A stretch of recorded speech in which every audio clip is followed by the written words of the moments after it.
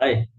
आज मैं आपको बताऊंगा कि दिल्ली एनसीआर में या किसी मेट्रो सिटी में जिसकी मंथली इनकम 30,000 रुपए के आसपास है, उसको अपने इनकम का सेग्रीगेशन कैसे करना चाहिए।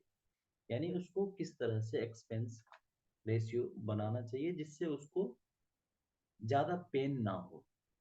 मैं स्क्रीन शेयर करता हूं अभी आपके साथ।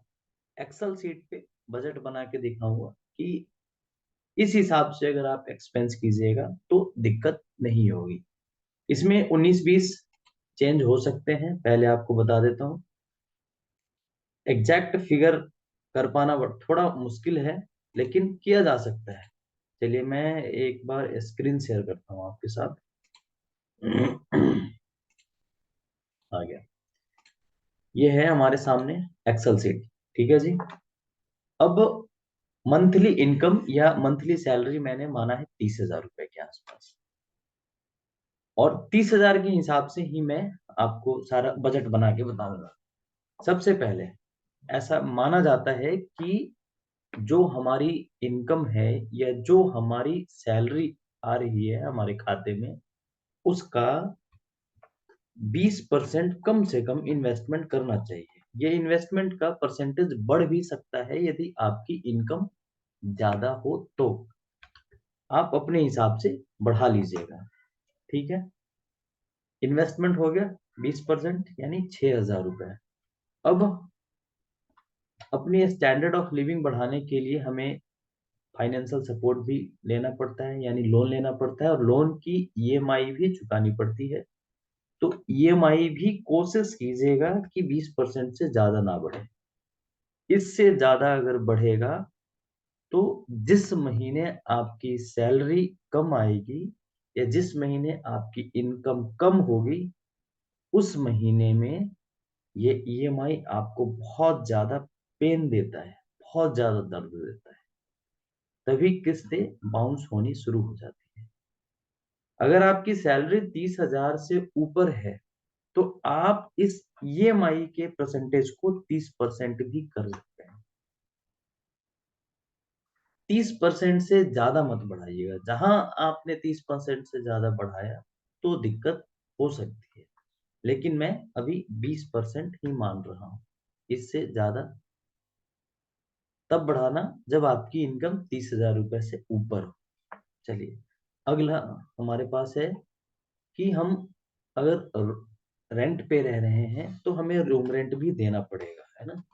तो रूम रेंट भी हमारा 10% से ज्यादा नहीं होना चाहिए।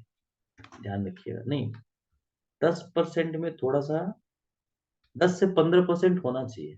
मैं 15% मान रहा हूँ। अगर आप हस्बैंड वाइफ और दो बच्चे रह रहे हैं तब 15% ठीक है, वाजिब है। रूम रेंट है 15%, यानी 4500 रुपये। अच्छा, अब इलेक्ट्रिसिटी बिल भी होगा, है ना। तो उसका कितना होना चाहिए, ये अनुमानतः 3 से 5% के आसपास होना चाहिए। मैं एवरेज मान रहा हूं कि 3% होना चाहिए। रूम रेंट के अलावा पानी का बिल भी होता है ना। ये भी मैंडेट है, क्योंकि दिल्ली एनसीआर और बाकी मेट्रो सिटी में पानी की बहुत ज्यादा मारामारी है, साफ पानी नहीं मिलता पीने के लिए। तो ये 2% होना चाहिए। एक बोतल 20 रुपए का आता है, जिसको हम जार बोलते हैं।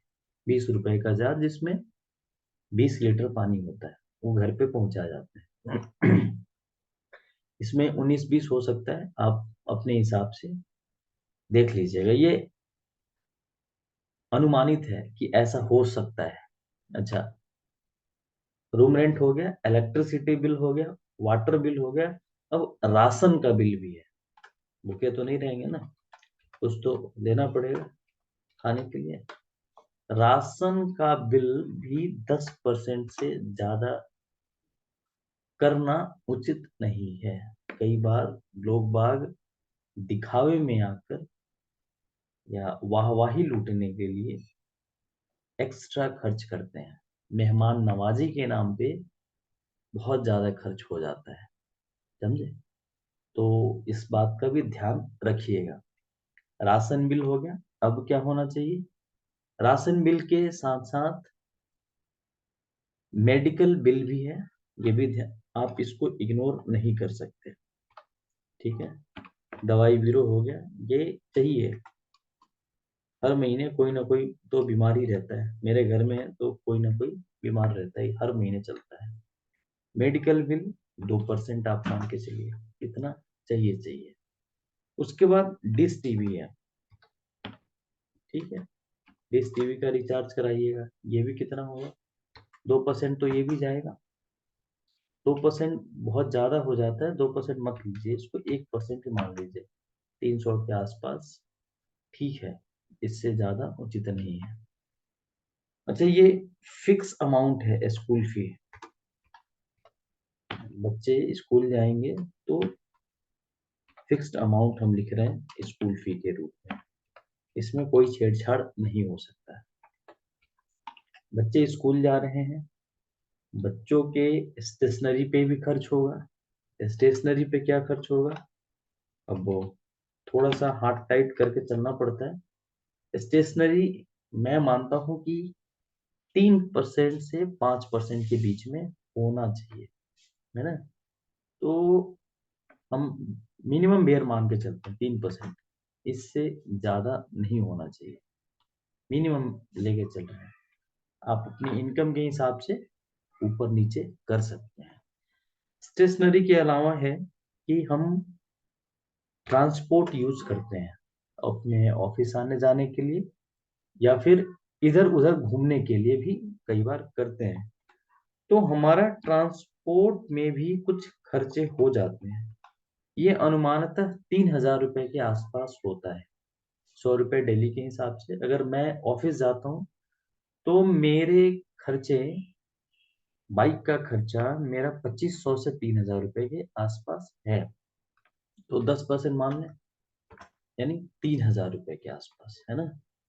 इसके अलावा स्टेशनरी हो गया, क्लॉथ्स भी हम कपड़े खरीदेंगे अपने लिए, अपने घर वालों के लिए, बच्चों के लिए।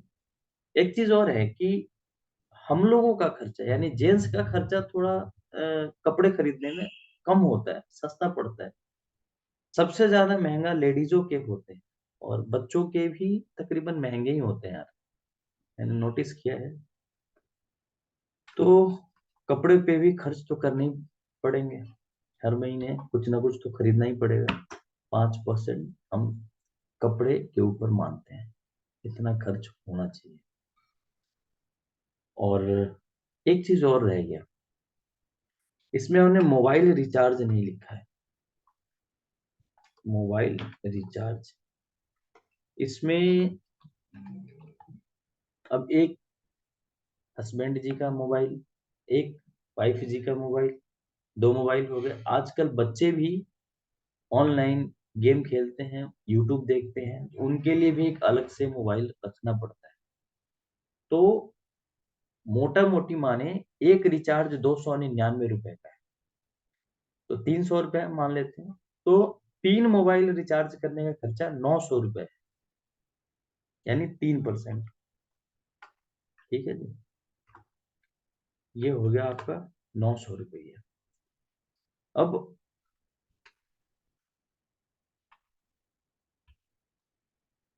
30,200 रुपए का बजट बढ़ गया हमारा, कुछ भी फालतू खर्चा नहीं, कुछ भी फालतू खर्चा नहीं है जनाब। देखो,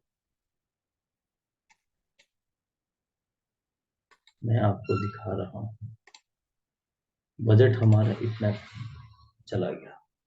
30, ये 94% इसलिए दिख रहा है क्योंकि मैंने स्कूल वाला जो फिक्स्ड अमाउंट है, ये मैंने ऐड नहीं किया। तकरीबन 6 पॉइंट के आसपास आएगा, 30,200 के आसपास, है ना? अब जितनी इनकम आ रही थी उससे 200 रुपये फालतू हो गए। देख लो आप, 30,000 रुपये इनकम थी महीने की, और 200 रुपये का फालतू खर्चा है।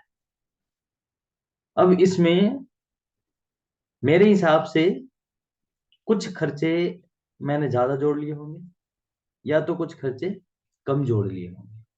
अब आप देखिए कि आपका खर्चा किस हिसाब से चल रहा है। आपका इन्वेस्टमेंट हो रहा है इतना, अगर नहीं हो रहा है तो शुरू कर दीजिए। ईएमआई अगर इतनी जा रही है 6,000 रुपए के आसपास, तो ठीक है। ज्यादा जा रही है तो उसको कम करने की कोशिश कीजिए। रूम रेंट ज्यादा है तो उसको आप अपने दायरे में लेके आइए। इलेक्ट्रिसिटी बिल तो देना ही पड़ेगा, जितना बड़ा कमरा होगा उतना ही ज्यादा इलेक्ट्रिसिटी बिल का खपत भी होगा। तो ये भी नोट डाउन करने की बात है। मेडिकल बिल्स मैंने 2% ही लिए हैं, हालांकि कभी कभी 5-5%, 10-10% भी पहुंच जाता है, वो एक बार आप देख लीजिएगा। इस तरीके से एक आम आदमी का मिनिमम मंथली बजट होना चाहिए। तब खर्चे के साथ साथ हम इन्वेस्टमेंट करेंगे, और इन्वेस्टमेंट के साथ साथ अपने पैसे को ग्रो होने में या ग्रो करने में हम कामयाब रहे। अगली वीडियो में बताऊंगा कि कैसे यहाँ के लोग, मतलब दिल्ली एनसीआर में कैसे बाहर के लोग जो यहाँ रह रहे हैं दिल्ली एनसीआर में या किसी मेट्रो सिटी में, वो किस तरह से खर्च करते हैं, वो मैं वीडियो कल बनाऊंगा आपके लिए। ठीक है, पसंद आया हो तो प्लीज लाइक जरूर कीजिएगा और सब्सक्राइब करना मत भूलिएगा प्लीज। बहुत बहुत धन्यवाद। हम मिलेंगे सर अगले वीडियो में।